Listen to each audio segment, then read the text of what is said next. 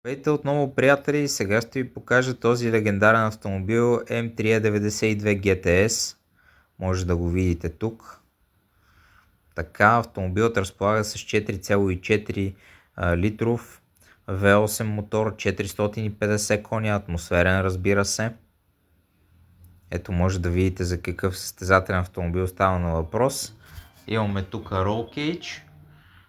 Имаме също и пожарогасител. Ето, може да видите рекароседалките, карбоновия покрив и навсякъде елементите, които показват, че това наистина е един сериозен автомобил. А вие, приятели, бихте ли си взели такъв автомобил и ако да, кажете ми къде ще го ползвате. Също много важно накрая да отбележа, това е автомобилът, който на времето се е състезавал с GT3 RS за бързо време на Нюрбургринг. Още по времето на 997 генерацията, която е била. Така, това е от мене. Успех!